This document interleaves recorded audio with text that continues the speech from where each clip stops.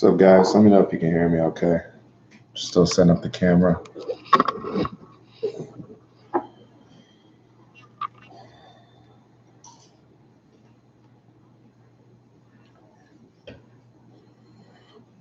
Sound check. Hooking up the IG.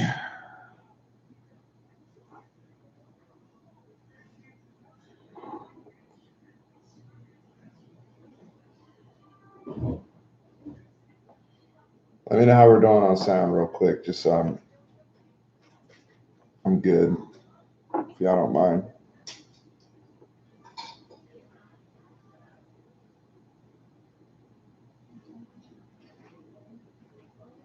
All right, cool. Loud and clear. All right, so we got IG in here. As everyone's rolling in, just gonna get straight to the point. Not good enough. Not good enough for this conference, for this fan base, for this team, for this coaching staff, for this university, for this program, period. When you play for the University of Texas, when you coach for the University of Texas, there's a certain standard we have to adhere to. And I'm talking big picture right now. I understand the injuries. I made a video last week talking about the injuries. I've made tons of content talking about the young players and what we're asking them of them and having to grow up in the positions that certain people have been put in. But what we're witnessing right now is a failure to live up to their ability, and we have to start examining why. We have to look and analyze this over this bye week. And I believe you heard that from Tom Herman during his press conference. We'll talk about some of his comments that he made. But, when he said, and I think it was Jerry that just messaged me on Facebook, when he said, we do not blame the players, we blame the coach, then what are you saying, Tom? What are you saying, Thomas Herman? This is unacceptable. And watching the game, it's like it's so painful when you had, I wouldn't say we had complete control of this football game, but in the first half, we're up 17-13. We left a lot of meat on the bone. Offense isn't playing particularly great, but our defense is holding us in there. And I told y'all, they can only play so many snaps. Okay, so for those of you who are one-dimensional thinkers and think this is only a defensive problem, this is an offensive problem. This is a defensive problem. This is a special teams problem. And this is a coaching problem. All four areas are an issue. And the coaching problem rings the biggest because that's what oversees all the areas there. So let's dive into it. I just, it's frustrating. It's frustrating.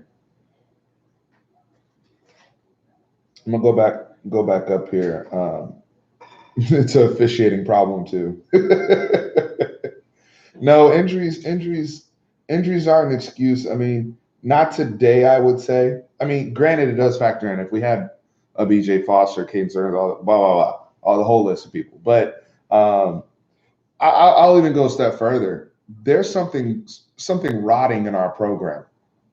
Okay? It seems to be because Sam Ellinger's talking after the game, talking about we have to come together. Are you guys apart? What do you mean you have to come together? Shouldn't you already be together? And but I'm talking with Tran, and we'll have our formal video. Tran and I, we were so upset we couldn't even do our normal video that we were planning to do today after the game. I had to come home and do this live. But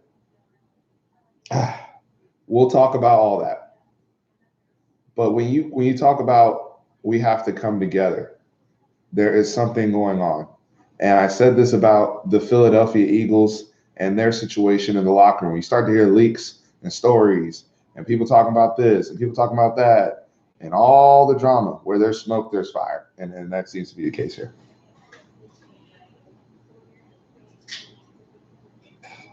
There's a locker room issue.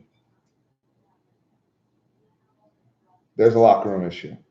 And I appreciate you guys that are already hitting the like button here. I mean, let's I mean, we gotta help each other get through this. Y'all are helping me get through this as much as me talking with y'all. Why are we seeing third down so early in our drives on offense?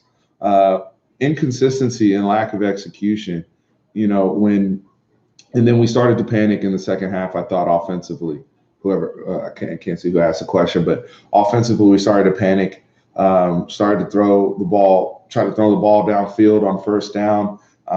Stopped trying to establish the run game just because TCU took it away a little bit and made their adjustments. We start to panic. Now, granted, there were times where we did have one-on-one coverage. Sam was off today, which was tough, but it sucks for him because he's not allowed to have a bad day with the way this football team and this coaching staff is constructed around him. It's unfortunate. If you're saying Sam Ellender's the problem, you're trolling right now. We don't have time for trolling. And the 4 interceptions is directly a result. I'm not going to say all of them, but it's a result of him pressing. Now, he threw the 1 interception to Devin Duvernay where the linebacker continued to cross, and Devin looks like he's starting to sit it down. I'm not sure who that's on, but I'm pretty sure, uh, uh, you know, we've seen him throw interceptions over the middle, linebacker related previously. So that's kind of a spot for Gary Patterson and their staff to target. The interception of Jake Smith, I put that on Jake Smith, as the broadcast team said. Safety runs the route for him and, muscles him out of the way. And that's another freshman that made that play, the brother Washington. So unacceptable route running by Jake Smith. Those of you who lobby for him to be on the field, he's not there yet. I like him, but he's not there yet as a prospect. And then the other ones, he's forcing the football. The one on the sideline, unacceptable. He's trying to put the team on his back and win this football game. I think Sam is a very, very good college quarterback, a very, very good college quarterback with a lot of potential. He made some high level throws today, even with the misses. Bad day for the Big 12. Look, we'll talk about OU maybe a little bit later here, but all right. So I want to address. Look, the 3-2-5. He said it puts stretch. We run a 3-3-5. Larry Guillory, and I appreciate the comment. Why are they still in a 3D line in front? That's their defense, guys. That's what they've elected to run. That's the personnel that they have. Now, we showed a 4-man. We've been showing 4-man looks consistently. It's not like we're running 3-down linemen every play. Now, my issue with the 3 down front is not the scheme in itself. It's how we come out and address certain downs. So first down, we'll come out, and depending on the personnel of the offense, we play off so much. We don't play football at the line of scrimmage anymore, and I don't understand it, because when we do walk up in short yardage, we're actually pretty stout for the most part. Even our outside contain today was a little bit better. Now there were times where we broke free, and I'll get to the quarterback run game stuff that we still continue to have issues with. But to the 3-down look, my only issue is the lack of numbers in the box, because we're asking Keandre Coburn we're putting so much stress on him to be so stout in the middle. So if there's anything I'd like to see, just the tweak of having more guys at the line of scrimmage. But overall, the physicality, when they brought more guys up, I'm just talking about walking people up and matching up and playing football. We did a lot better today. And somebody else agreed with me. Yeah, we tackled better today. I did see that from the defense. And it gets exposed more when your defense makes plays early in the game and they don't have a lot of confidence coming in. And it gets exposed more when they're hanging in there and they're playing good football. They generate a turnover and the offense turns around and not only does nothing with it, but turns the football back over.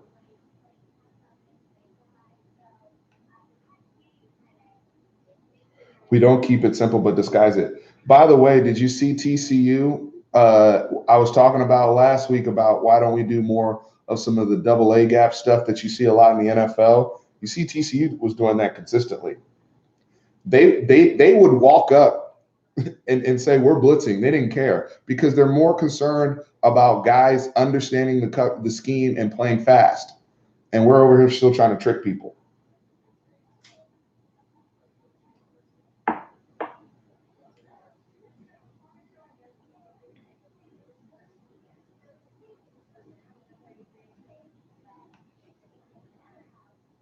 Sorry, guys. I'm just here running up, catching up on comments.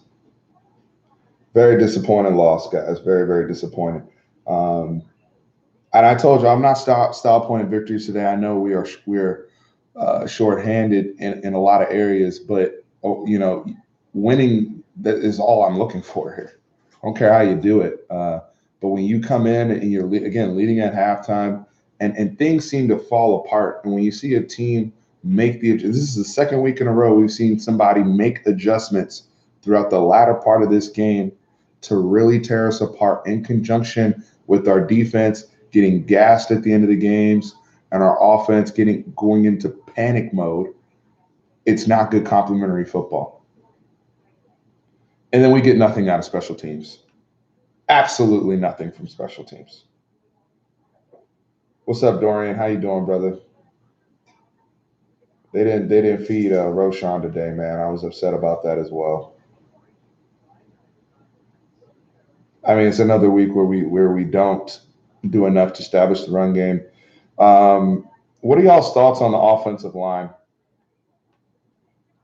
Because if you when we talk about regression, I'm seeing a lot of regression with the offensive line.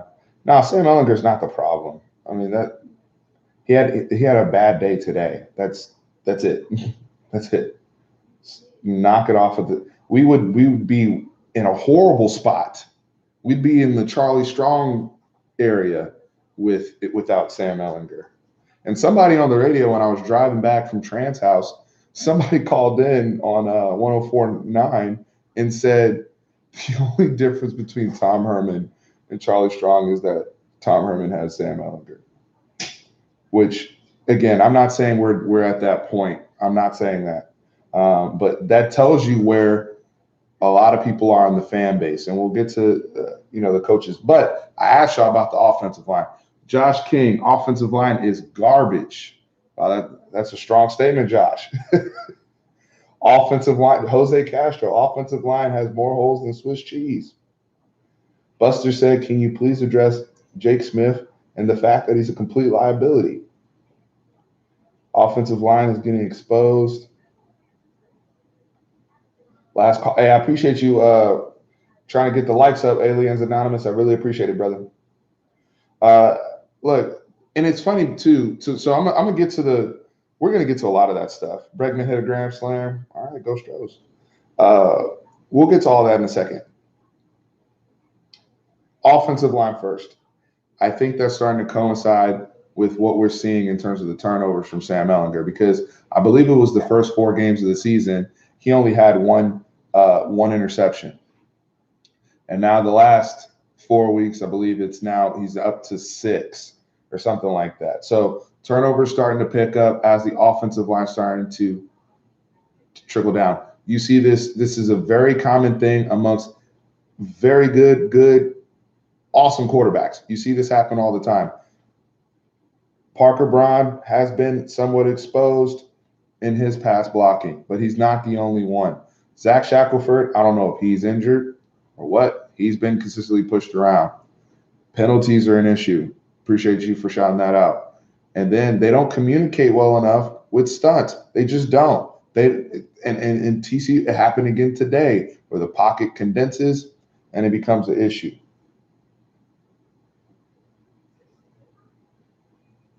This team was closer last year.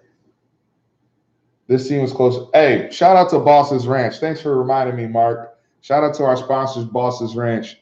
Just want to get that in there, and I appreciate everybody that has been going out to HEB Cold Produce and getting their bottles. Thanks, Mark. Gary Patterson is.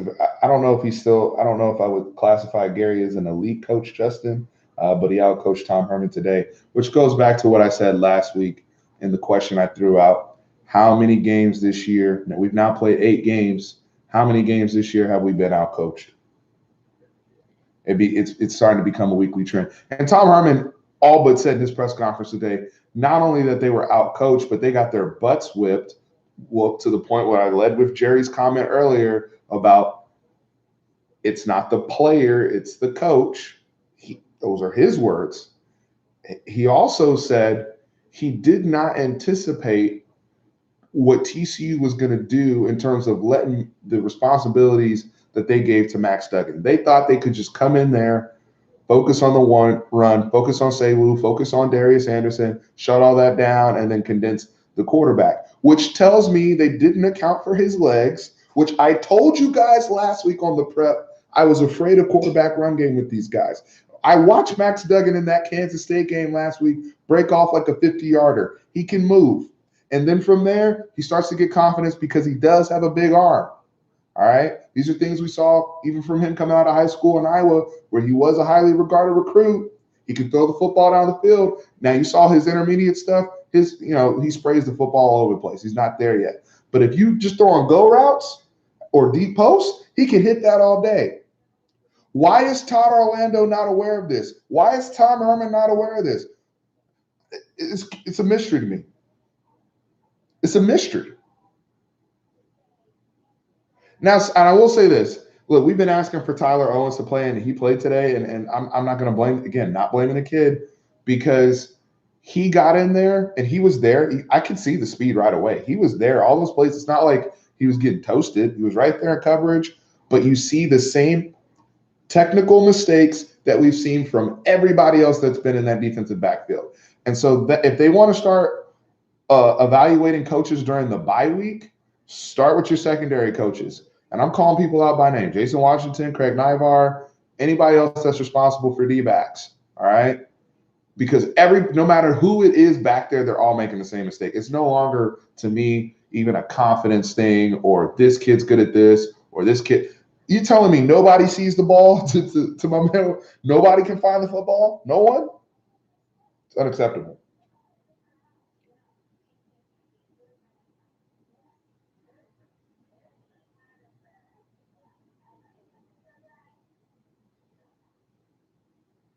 I'm just gonna go back up, and I mean, if you guys don't agree with me on this, let me know. I mean, I'm not trying to lead some rally card where everybody says the same thing. I mean, look, are we cursed by Longhorn Network? I don't know.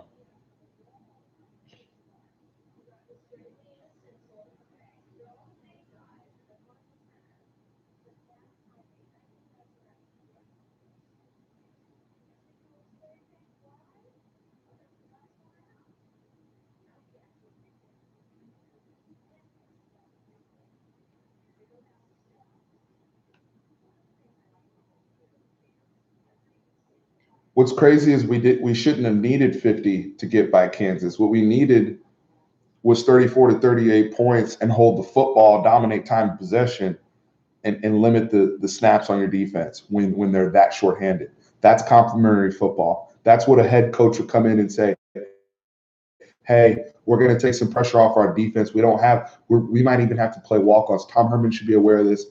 Guys, Sam, Tim, we're gonna hold this football, play keep away, and get out of this Kansas game. No, we don't think like that. We don't play complementary. We don't think that way. Will Tom Herman's loyalty cost him? It might be costing him now. Who knows? So going back to what we were talking about earlier about I talked about the locker room and the issues that are going on. Sam talking about we need to come together. And let's get into this. So we have the Jake Smith stuff going on this week. Then it goes into the Brennan Eagles stuff this week. And I'm just going to say it. The coaches handled the Brennan Eagles situation very poorly, in my opinion. Here's why. You can't come to the media and everybody and say, he's practicing, everything's okay, he's good to go. They went out of their way to say he's going to travel to TCU. What does that tell you? That tells you he's going to play. That tells you at the minimum he might sit a little bit, but he's going to have his normal role. For him, not only to play, not only not to play, but to stand there on the sideline with his helmet on, it's like I felt embarrassed for Brennan Eagles and for the kid. And we don't know, and I'm not here to go into gossip or any man's business or whatever. Clearly something is wrong, something is going on. But all they had to do was say, hey, Brennan's not going to be with us today. We're going to come back after the bye. We're going to be solid. We're going to love on them. We'll do whatever we need to do to take care of them. But right now, going into this game, Brandon Eagles is not going to play. And leave it at that. Because now, when you come in and tell everybody everything's okay, we're expecting him to be out there. And I'm watching the game like, where the hell is Brandon Eagles? Where's my guy that I have 5 touchdowns, my best deep threat on the team? Can't find him. So they handled that so poorly.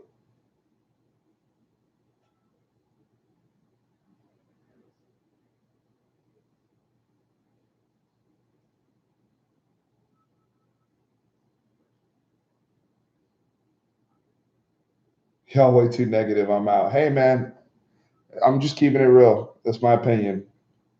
And if you follow this channel for a while, I've tried to keep things very, very positive. I'm not sitting here saying fire Tom Herman, but I'm sitting here venting on certain things. I'm saying things need to be addressed. Not going to sugarcoat things.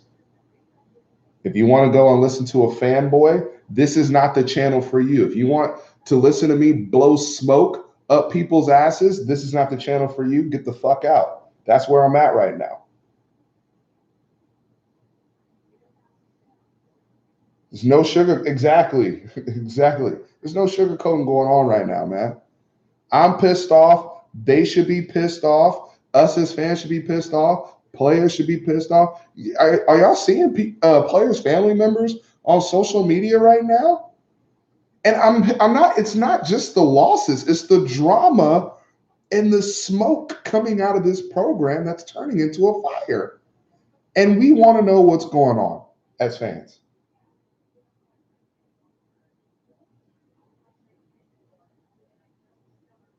No, I appreciate y'all, man. No, I mean, people. I mean, again, I give credit where credit is due. Devin Duvernay played his ass off today. Joseph Osai played his ass off today.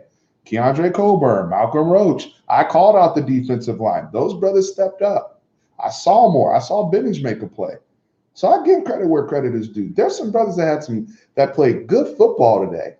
But if we're going to sit here, if you're paying attention to this program and you're a diehard Texas fan, like I am, and like many of you are on here who are watching on Instagram and watching currently on YouTube, if you're following this close enough, you know something is not right. Tran was saying this earlier watching the game. He's like, I don't know what it is. I can't put my finger on it, but I know something is not right. Because we watched this 2018 team after Maryland lost and the Tulsa thing where it was near death and all this, like, we watched them come together like a band of brothers, and there was real chemistry there.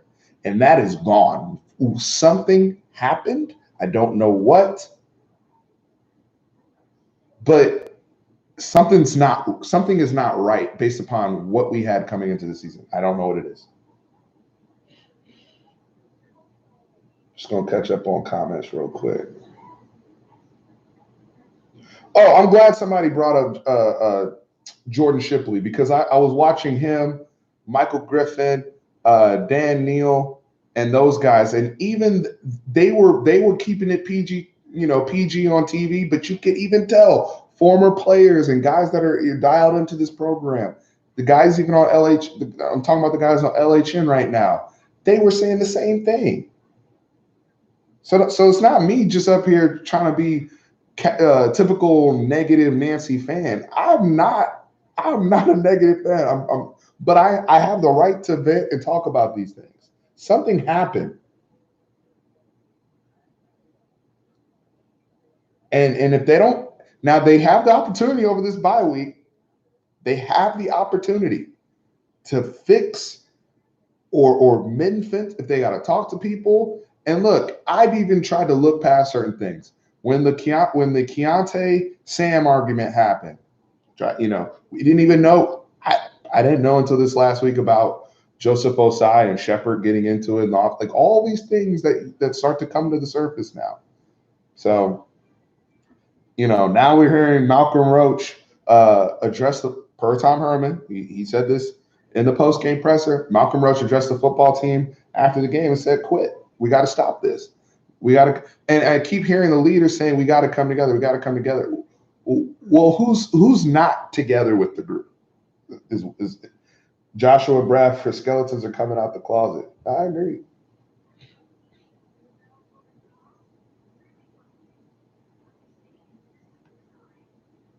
I don't know if people started feeling themselves after after we beat Georgia or with the whole Texas is back nonsense, but it doesn't even seem that way because we started off this season seem focused.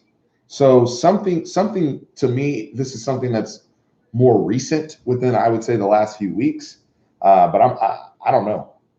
I don't know. And I'm talking about outside of the injury stuff because that's a whole nother bag. And it could be kids are frustrated with the coaches and they're frustrated with what Todd Orlando's doing. Some of the guys on offense who maybe not getting the touches they should be getting, and others are being forced at what have you. But I don't know. Something's up. Something's up. We're not playing together. We're not focused. We did look focused against La Tech and Rice, and it sounds crazy, but like those are opponents, where in the past we would struggle with even when we had that team chemistry. So I don't know.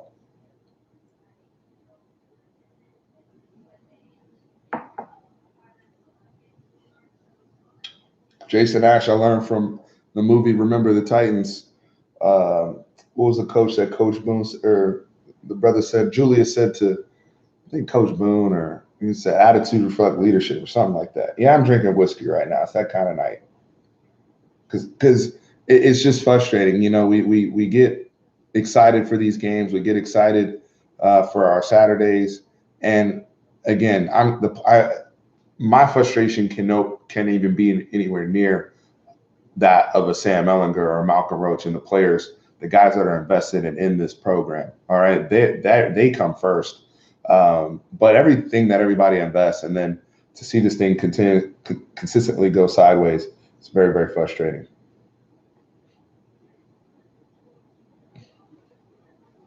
No, I appreciate you guys. Thank you. Um,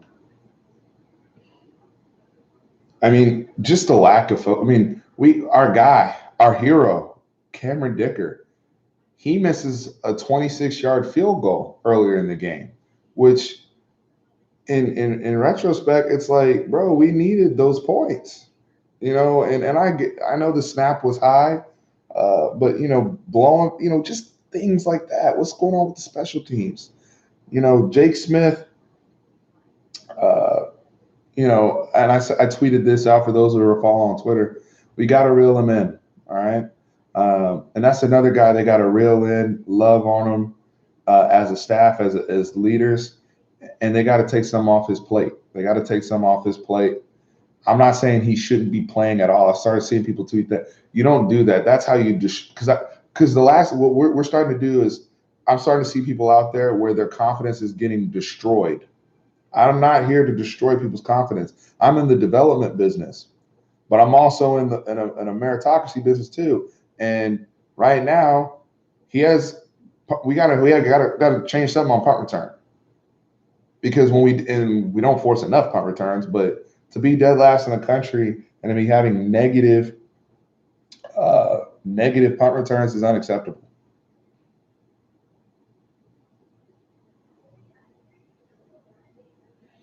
Daniel, I hear you, man, but we can't.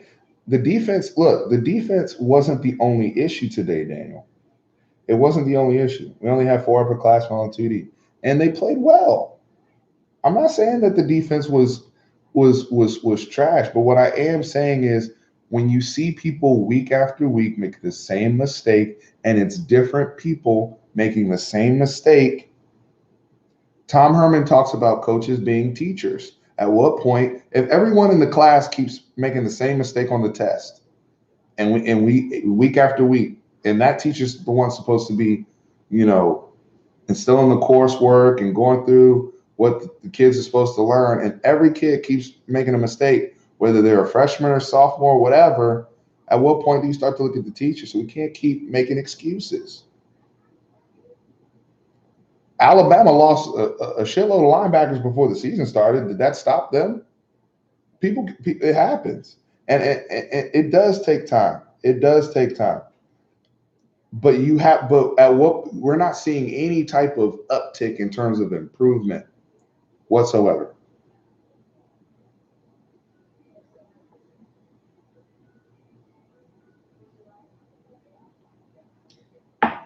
Tyler Owens wasn't getting burned. He was right there. But again, it's a technique thing. Just not finding the football.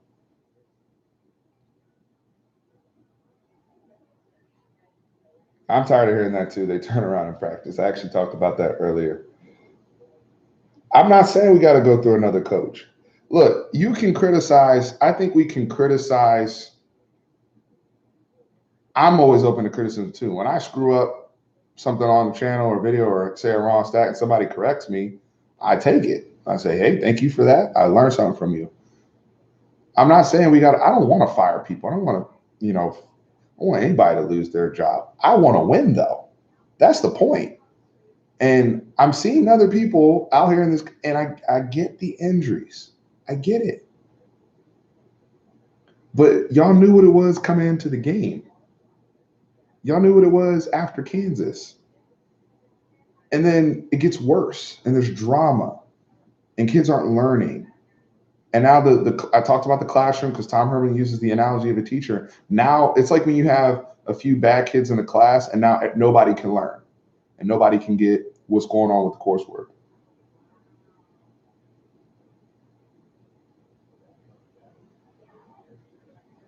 Family Friday is a burgers closing.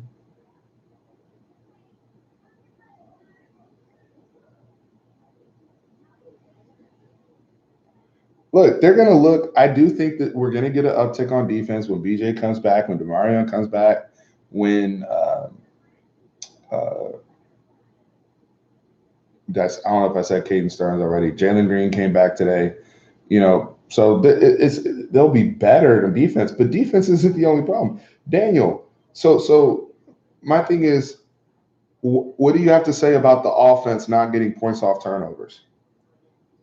Because I don't see injuries. I don't see a whole. The only person that was missing on offense was Brennan Eagles. They didn't step up offensively. Taquan Graham, biggest disappointment. Uh,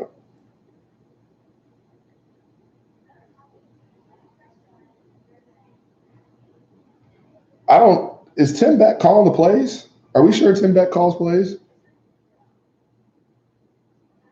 Kirby said, I need to vent. I'm just checking in on IG. I appreciate y'all.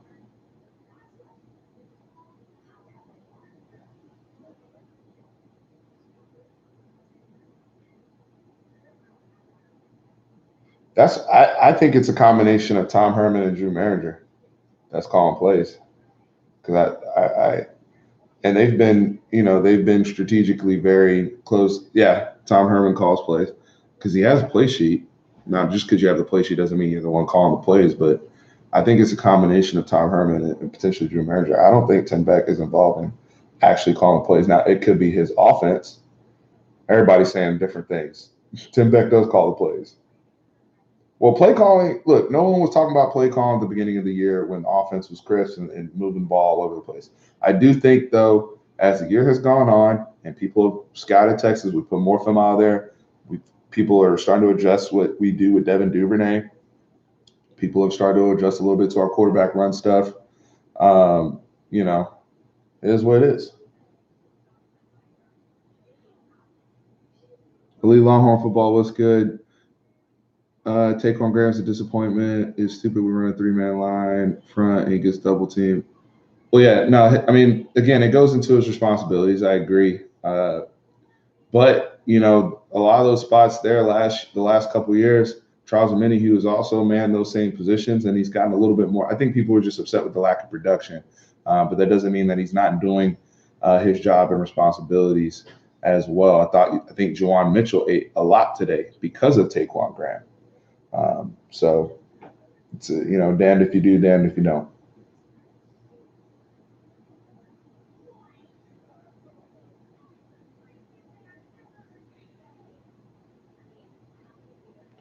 All right, just catching up on some of.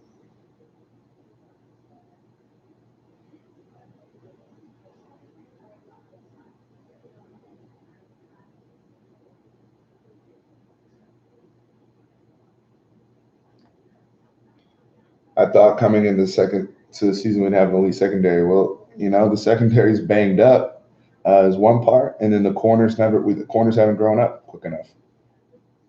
Period. I mean, look at the play with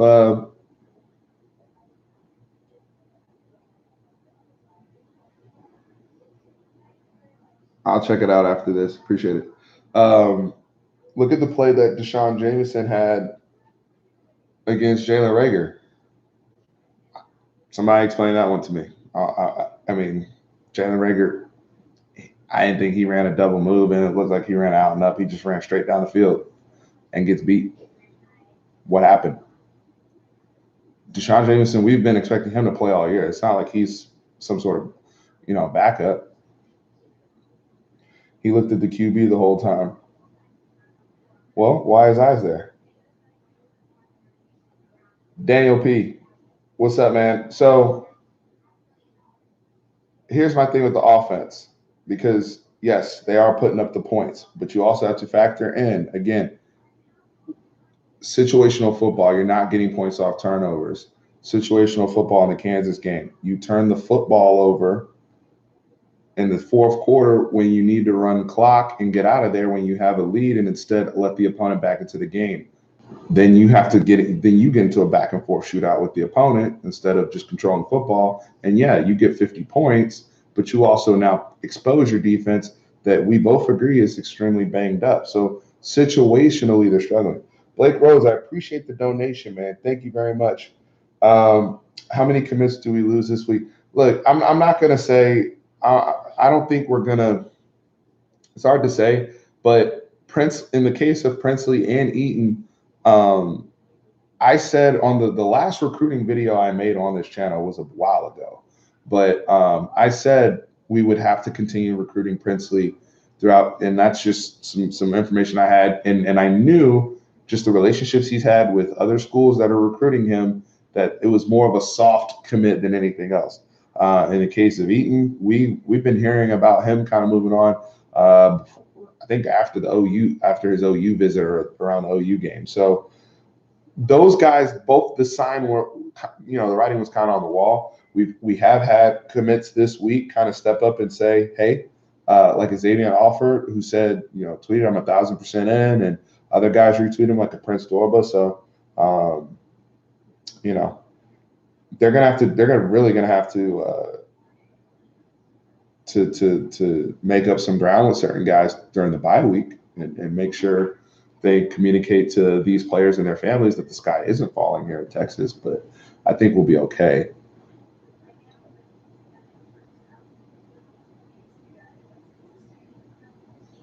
Well, we're not there from a depth standpoint yet, Lucas. We're not there yet and that's been exposed. Now, certain positions are depth. It's like crazy injuries at one position, but other positions, it's like somebody goes down and they're just done. 44 was Tyler Owens. He was there. Just again, technique, and that's why I said no matter who you put back there, we've seen several DBs throughout the season make the same mistake. Veterans and younger guys. We've seen guys that have played all year make that same mistake. Shoot, we saw guys that were here last year that have graduated make that get beat like that. Bye week equals the best recruiting weekend. Recruits don't have to watch us play.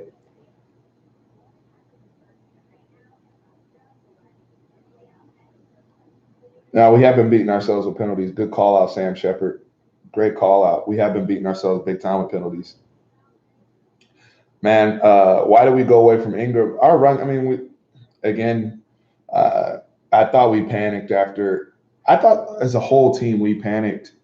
We went up, I believe, by 7. I got to rewatch the game in the morning. I don't have the energy to do it right now tonight. I think we went up 7.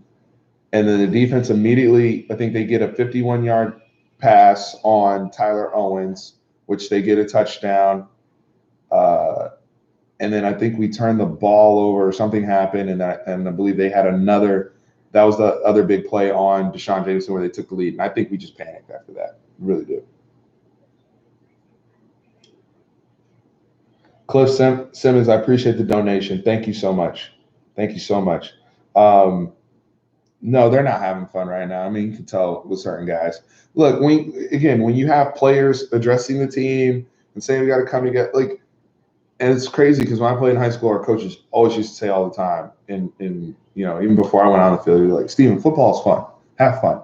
And sometimes you got to remind the kids of that because they're so concerned and they have so much anxiety about doing their job correctly and all this type of stuff. But it's like go out there, ball, have fun, play free. I felt like even going back as recently this year in the Georgia game in the Sugar Bowl, it was fun. We just went out there, we're loose, go hit people, let's have fun, let's get better today. We're not. That's no longer the mindset, and that's where again you have to ask what how are the coaches communicating to these guys and their psyche behind closed doors? Because I'm starting to hear, hey, we're kind of coaching everybody the same way, and guys, not everybody responds to the hard in your face punch you in the mouth coach. Some guys need love, some guys need tough love. Some guys need a little bit of praise. Some guys work too hard and they need to be told to chill the F out. Everybody's different. And you have a roster of 85 to 90 kids. It's a lot of people, a lot of different personalities between the ages of 18 and 22 years old that you got to deal with. Nah, you don't want to see a video of me while they're playing. Trust me, you don't want to see that.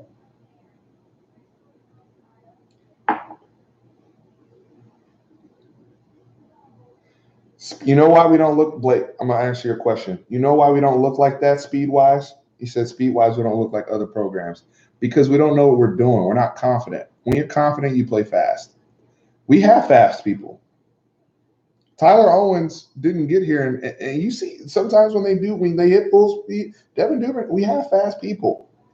But when you offensively and defensively, when you don't know what you're doing, that little bit of uncertainty, you're not playing fast.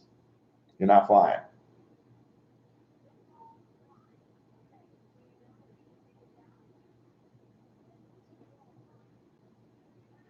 Hey man, at some point, it's everybody. It's everybody. Look, Tyler Owens did not play in terms of in terms of defense. He played on special teams last week against Kansas, but he wasn't really out there, unless I'm mistaken, against Kansas. They put him out there.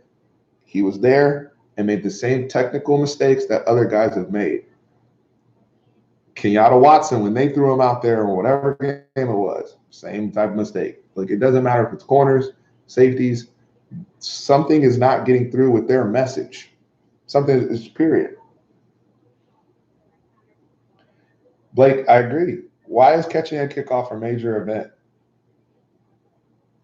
I appreciate you too, Peter Young. Thank you. You've been pulling for me for a while, brother. I appreciate you. Chris Boyd did make those mistakes. Jamie, I disagree. Chris Boyd had a lot of trouble finding the ball. Now, the one thing Chris Boyd had was he had dog.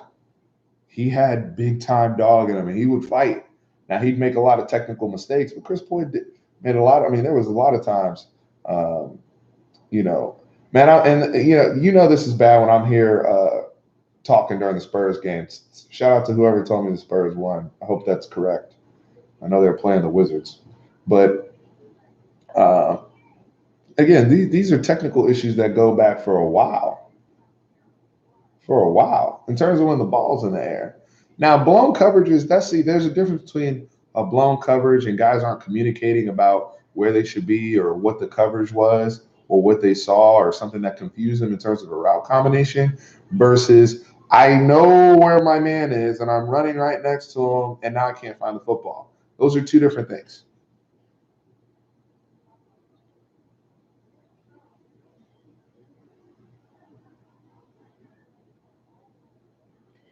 Let me give you an example of also what I'm talking about in terms of confidence and dogs, right? Especially with your corners.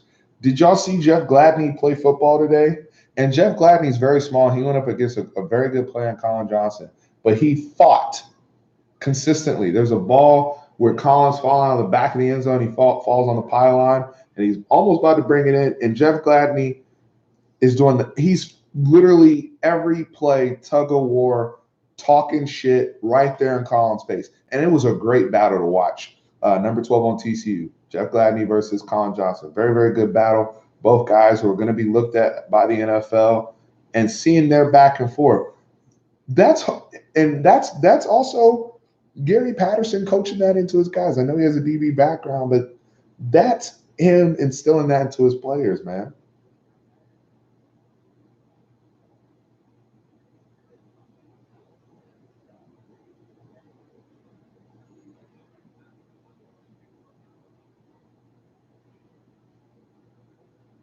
I would love to have a drink or a Gatorade with Michael Huff too, and just get an idea of what he's seeing down there, or any of these former DBU guys. And you know what? We talk a lot about the DBU and all this type of stuff. Like, I love to say, even during this bye week, engaging some of the former guys that were here, and having them come into some of the meetings, at least some of the guys that are able to, maybe from a local perspective, and just helping some of these brothers with their eyes.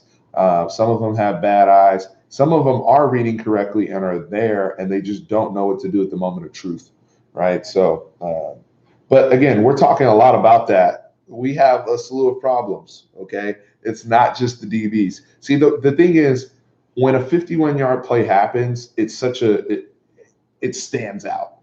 But we don't talk about the holding penalties or us consistently starting on 2nd and 10 or 2nd and 15 like we have been the last few weeks, that has really also stalled our offense. Or the fact that Roschon Johnson, who's been one of the best offensive players, one of the best players on this team, period, only gets, 5 carries today? See, the DBs, we focus so much on that, and we're forgetting about other stuff.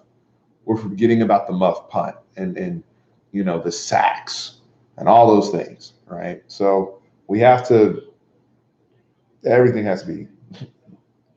Somebody said get Jammer here for a DB clinic. I'm with you.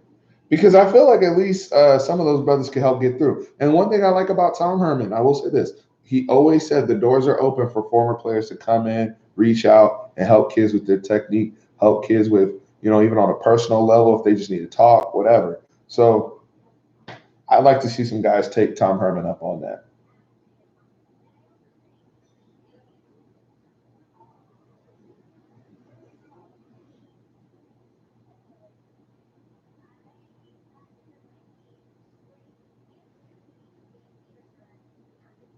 Now we did beat. I mean, yeah, we did beat Kansas. You're right about that. Yeah, yeah. Gladney grabbed at times for sure, but he's battling. That's my thing. That's my point. I don't see us I mean, every DB in the every aggressive DB grabs. I mean, I even watched. I don't know if any of y'all saw when I was flipping back or we were at halftime, going over and seeing a little bit of the Auburn LSU game. And I know Auburn lost, but one of the things I was impressed with, they were not afraid to play press man against the vaunted LSU receivers. And yes, ultimately LSU won that battle, but Auburn held up very well in terms of not just creating, uh, you know, some adversity for the LSU wide receivers, but also making Joe Burrow throw through a little bit tighter window on those slants and just playing with confidence and being physical. I don't see that enough from our guys. Uh, I was also impressed with, to Colin's point, impressed with, I was impressed with Jalen Green's tackling. I thought he tackled well today as well.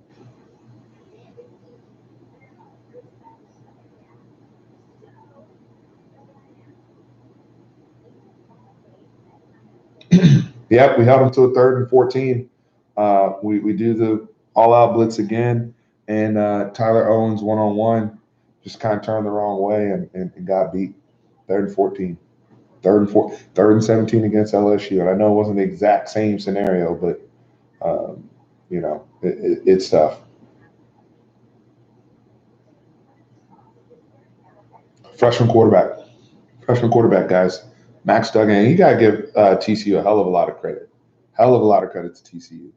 I was um, impressed with Duggan's poise with some of the blitzes, but and he has a big arm. You know, you saw him put the ball in the money deep downfield on some of those deep balls, but it's just crazy how everybody always recently it feels like has their coming out party or their big showcase against Texas. And I know everybody gets up to play Texas. I get that, but it's just we it never goes the other way for us. It seems like recently. I'm not mad about Coburn, man. He played a hell of a game, and his motor, even when the game's over. Those are the type of people that they need to build this program around from a effort. Like, that's what Puna Ford used to do. Just the outright hustle. I love Keandre Coburn. Eric said, "Can we stop blitzing from El Paso?" Yeah, I saw one today where we blitzed from Dubai. Oh, I was like, "What the hell is going on?" I think this is a culture issue, something going on in the locker room that we don't know about. I was like, "Yeah, yeah." And I don't see the coaches, to Clay's point, I don't see them taking enough accountability, at least for me. They like Todd Orlando saying, "Well, they do it in practice. I just don't know why they're not doing it in the game." Like, again, like if you're saying that publicly, what are you saying to your kids, man? Like, at some point, it's not good enough. You can't just tell them to try harder. We're gonna nail it down and do this and do that. It's like, nah, I need you to, even if you got to walk through it with a kid, or they did that creative thing last year with I think it was 2017 with Chris Boyd, where they put the GoPro on his helmet, and Jason Washington will walk through what he saw at the GoPro and his eye and where his eyes were. Why? And maybe they are doing that, and we just don't know. But I don't see any creative things that they're doing to help any of these guys behind the scenes.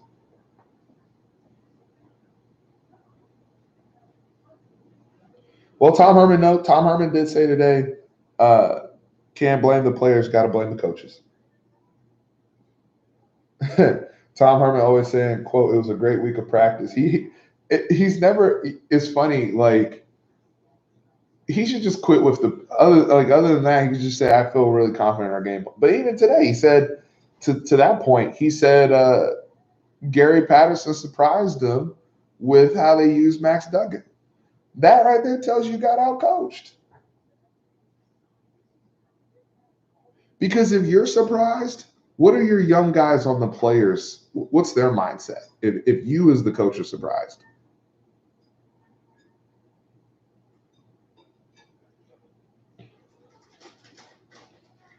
Yeah, but Michael, a lot of these coaches do have experience. I mean, you go down this staff, a lot of them. I mean, I think Drew Maringer was a play caller at Rutgers.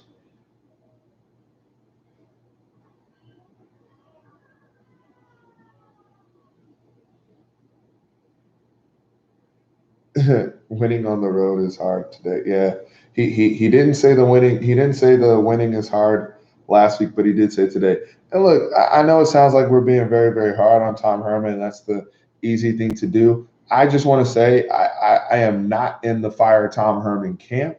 I'm not even in the fire Todd Orlando camp yet. I'm not. I'm not. But I do believe that if they want to make an example of somebody in the bye week, I'm there. If Tom Herman wants to make a deep evaluation and look internally and say, I want to move in another direction, or there's somebody else that I have a relationship with, or somebody else that could be my Alex Grinch or whatever, and come in here. Now, granted, Oklahoma got lit up like a Christmas tree today by Kansas State, and Kansas State did some things that I told you what we should have done, but that's neither here nor there. But if he wants to look for that culture change, cool, go for it. But we only got 4 games left. So at this point, firing, that's not even the answer either. You have to look through this. But I don't think that Tom Herman, I think part of this is sadly he is learning on the job. And I hope that 4 years, 3, 4 years from now, he's still our head coach and a better head coach and is elevated and learned from these situations. And he's gotten a better, he's able to have a staff grow with him. But right now, it's very, very frustrating.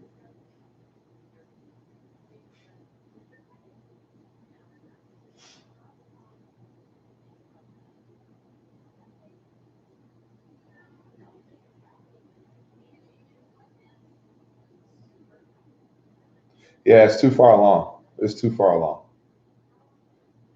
And people always say, so and so would do this with Texas. Now, I remember when Charlie was here, and somebody and people would say, oh, "Look what Tom Herman's doing in Houston. If he had Texas's talent, But we also got to look ourselves in the mirror as a program. And look, I guarantee you, Chris Del Conte's not happy about this. I don't think he left TCU to come deal with this bullshit. Are you kidding me? Chris Del Conte did not leave TCU to come to Texas to get beat by TCU.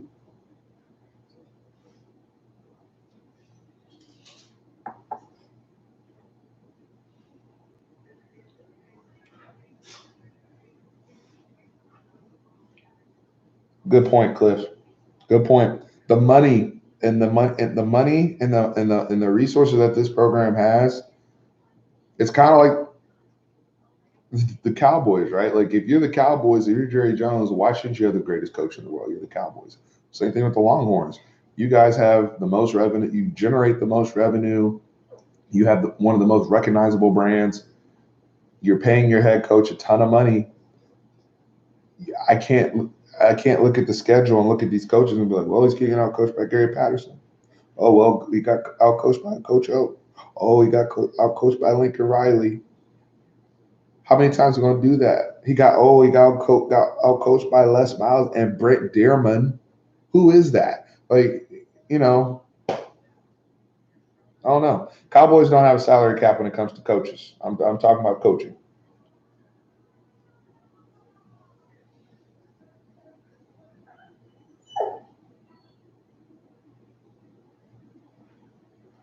What was your message, Chris? I wasn't trying to ignore it. I must have missed it. Chris Bett, what was your message?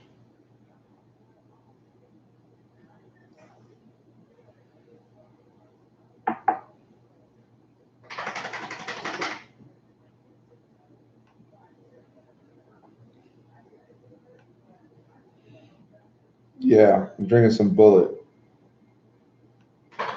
I'm waiting for Chris Bett's message.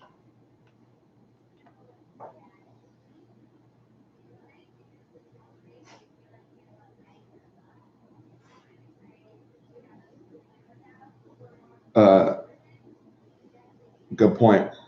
Good point about yeah, Chris Del Conte did not hire Tom Herman. That was a Mike Perrin hire.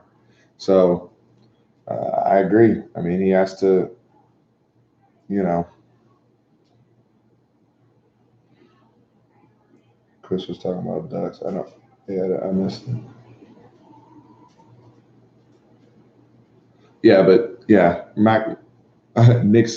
Somebody else was talking. Parker was talking about Nick Saban.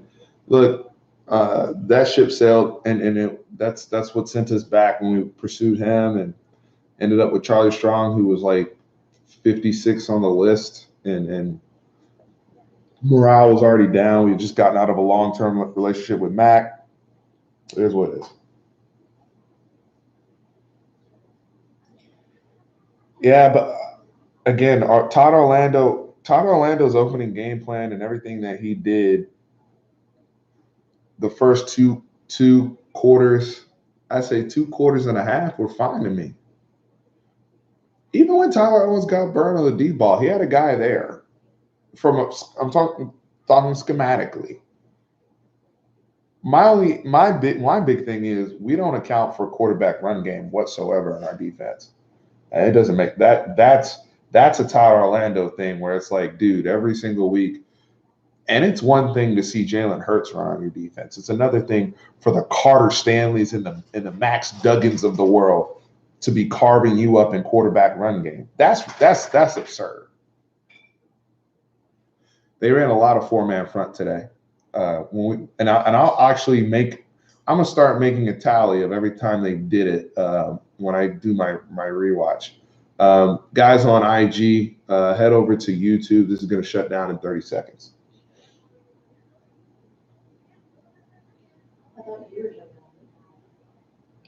Our offense looks anemic. I'm tired of not being able to run the ball. It's by our own doing. That's just for anemic people.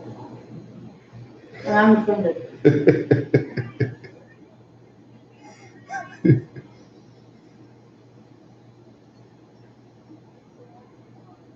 Jamie, Tom said that, I don't know if you saw Tom's press conference.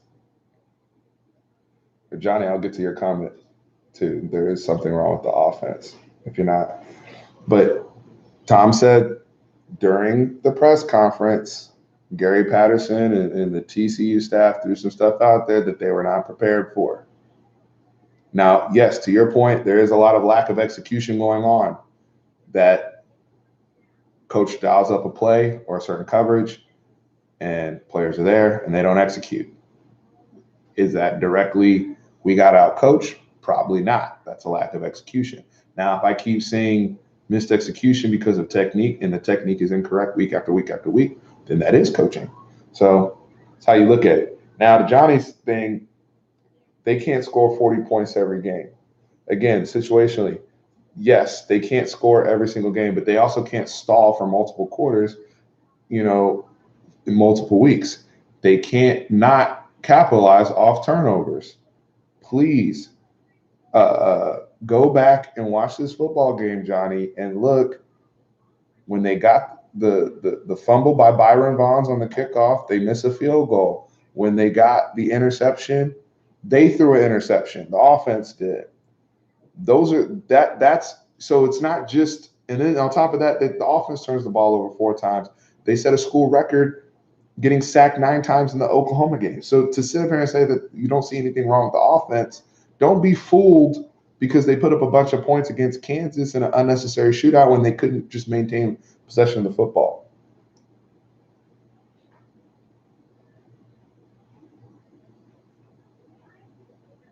I appreciate it, Connor. Boston's Ranch is good.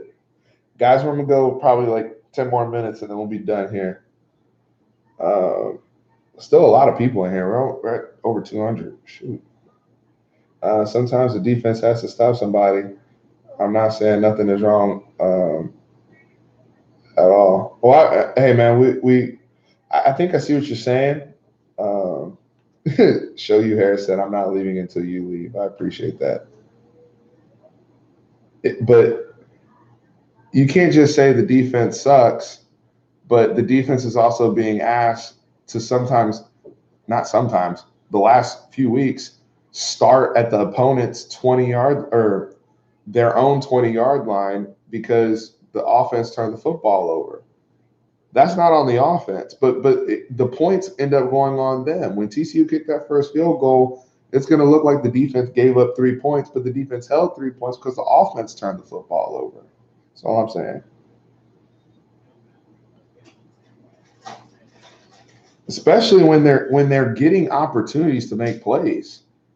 Like Jake Smith has a ball go over shoulders, hits his hand, doesn't make the play. Colin Johnson's had drops, not today necessarily, but the weeks before, where he just flat out dropped the football. The interceptions that you saw today, where it's either miscommunication with the receiver or Malcolm Epps not running strong enough. I know for whatever reason, he didn't get much time today, but there's problems all over. I'm not saying they got to be perfect, but situationally, our 2-minute drill offensively, until really, I would say, the end of the Oklahoma game and the Kansas game, that had been poor. Go back and look at the 2-minute offense in LSU. We've had some issues.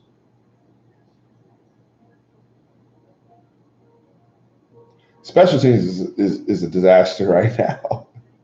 And then we run the fake punt in our guy. Did I hear correctly that Bishevsky broke his collarbone? Somebody confirm that on the fake punt, because I know he went out and we had Chris Nagar punting, but then did Bishevsky break? He broke his collarbone. He's having surgery. Jesus Christ. You gotta be kidding me, man. Everybody's confirming it. Broken clavicle. I thank y'all for confirming. I mean, so that yeah. I mean, okay, I must have missed that part of the presser then when he said that. I know I had seen it somewhere. I mean, it's just crazy, man. Just crazy. I mean, Connor, can you put the what's up, Jose? Welcome to the chat. Uh, should Orlando be canned? No. Uh, Connor Moffitt, strength and conditioning is a major issue. I'm gonna blame Yancey McKnight for Ryan Duchesky getting his clavicle broken. I don't know. Welcome though, brother. And here's why I don't think Orlando should be canned. I don't think somebody should be canned when all their best players, not all their best players, but a majority of their best players aren't even available to them. I don't think he's even gotten the opportunity to truly fix this. And I think the issue is so big that it's going to take an off season. Now I think he's going to have to work with Tom and maybe revamp some of the position coaches they have on their side. How that affects recruiting, we'll see. Um, but from an X's and O standpoint and whatnot, there are some good things that I still see Todd Orlando doing. I thought he started this football game off very well with some of the stuff that I liked. I really did. And I like the way Joseph Osai is coming along. That's a position group that Todd Orlando coaches directly. Juwan Mitchell at times, he blitzed very effectively. Now I know he missed the tackle later in the game that allowed a touchdown on Max Duggan, but there are certain really good bright spots on this team. But we gotta continue to be patient in that regard. I feel like because that's a major decision and switch that you would have to do, and I don't know what will be out there. Uh, no, I appreciate you guys, man. Thank you.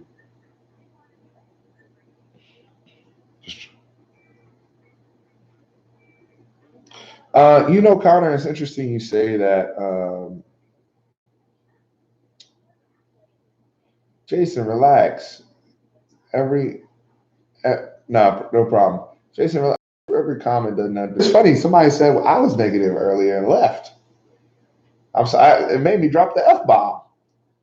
And we're over an hour in, and we still got 194 people here. Smash the like button, guys. I really appreciate it.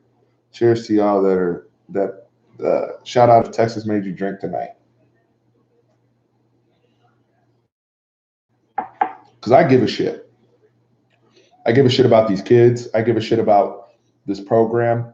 All the content that we get, where we get to learn not only these players but their families and the awesome things that they're doing around Austin and the young men that they're growing into.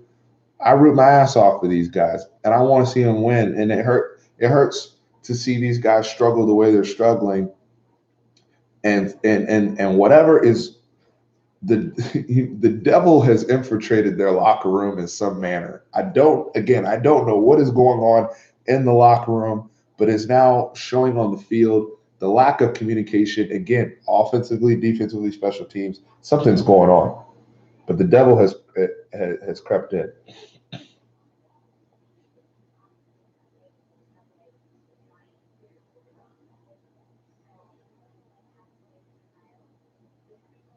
Boss's Ranch cures devil possession.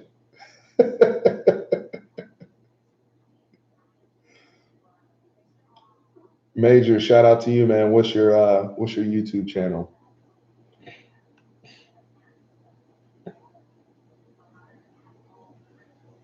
My wife bought me a beer because we lost. She already knew. I didn't even have to ask. Shout out to my man Joseph Medina. That's what's up.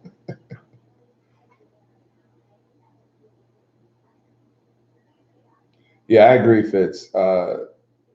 Collins was the only one with soft tissues, and again, like you said, Jordan Whittington's injury was pre-existing.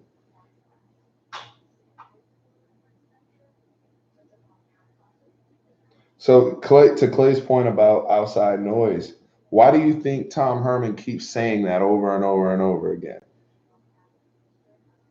Why do you think Tom Herman keeps saying that?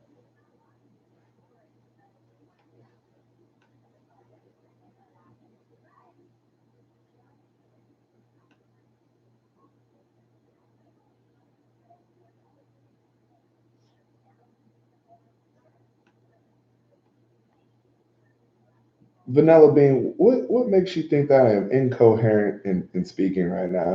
Am I slurring my words? Can't have a drink with my gentleman here. Look at my video. All right, we'll check you out.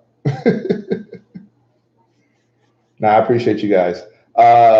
Let's see, just a few more minutes here before we do sign off, because I want to dive into the video tomorrow, and really take my notes, break it down.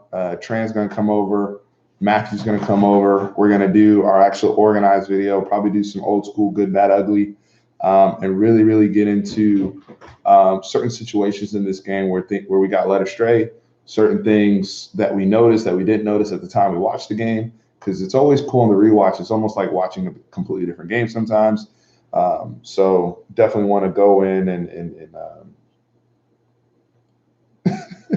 drink the Boss's Ranch. Shout out to Bosses, man. I appreciate everything that these guys are helping us develop with the channel and their partnership.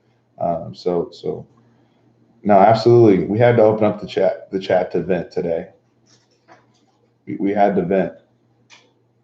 What time is the Shakur Stevenson fight? Is he on already? Or is there undercard? And I saw that Shakur Stevenson, the guy he's fighting, is his girlfriend's brother. Is that true? Somebody, Johnny, if you want to confirm that, brother. We'll go 5 more minutes.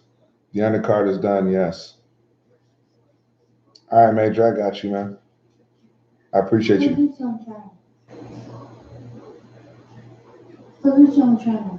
I'm sorry about the funeral. I'm sorry about the funeral, Bargel. Lucy, you want to come on and say hi? That's my dog, Lucy.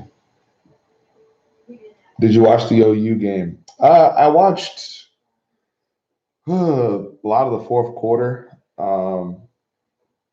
Actually, all the third quarter and most of the fourth quarter. That onside kick was something else. And I really like when Kansas State got out. What was it, 48-23? The way that they were going straight downhill, establishing their run game, the way they were utilizing Skylar Thompson was impressive. It was impressive. They were throwing some really nice routes to their tight end.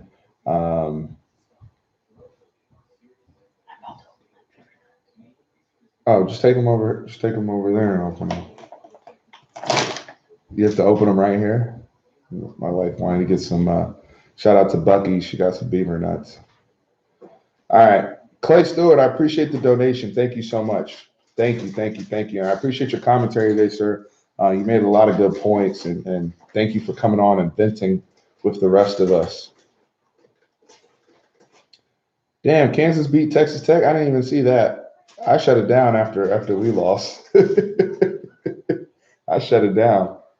Damn, what was the score of the Kansas Texas Tech game? I saw Texas Tech was ahead like 17-7.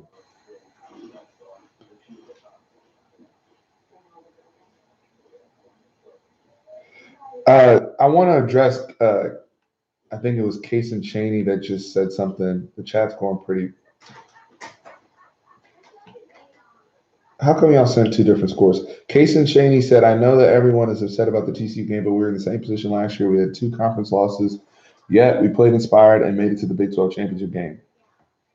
You're right about the 2 losses. However, the drama around this team, the cloud of doubt, the injuries, it's a little bit different. I felt like last year when we lost the Oklahoma State game, specifically because the West Virginia game, I thought, even though we lost 42-41, Will Grier, their team, they just made a play and beat us, right? The Oklahoma State game was one where we just weren't focused. We weren't locked in, coming off the bye, feeling ourselves a little too much. And we ended up getting beaten Stillwater. What's going on here seems very, very different. Dodge Blue Out, thank you, man. I appreciate the donation. Thank you. And Oh yeah, when I was walking up the steps, I think that's when I saw you. Thank you, thank you, thank you, thank you.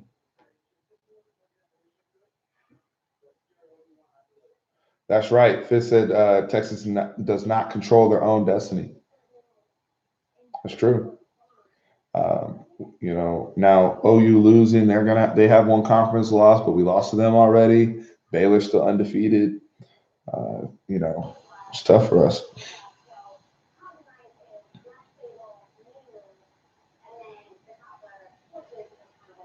Let's live vicariously through Shane at SMU. Shout out to them. What are they, 8-0 now? Very, very impressive. Um, we have to beat Baylor. We have to beat Kansas State first. Again, I told you guys in the prep last week and during the live chat, no more style pointing games. I felt like we got too much into, myself included, we got too much in trying to style point Kansas when this team's not even good enough as it is right now to do that. Where we just need W's, just need to stack up win. Because even the drama, right?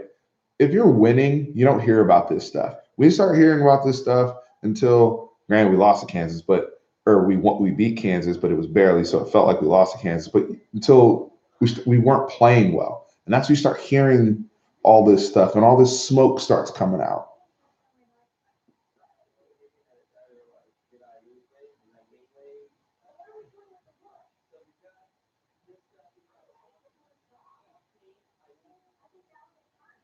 Well, I mean, guys, we're going into the bye week again. Like I said, we'll be making a video tomorrow. I'm gonna go to the 120 here. It's at 117 right now, so 3 minutes. Any other questions or anything else we need to address or talk about? Because I'm ready to get into my into the lab and review this stuff in the morning before the NFL games. But I have a little bit more time since the Cowboys have a bye, and just go through this because it's frustrating. It's frustrating.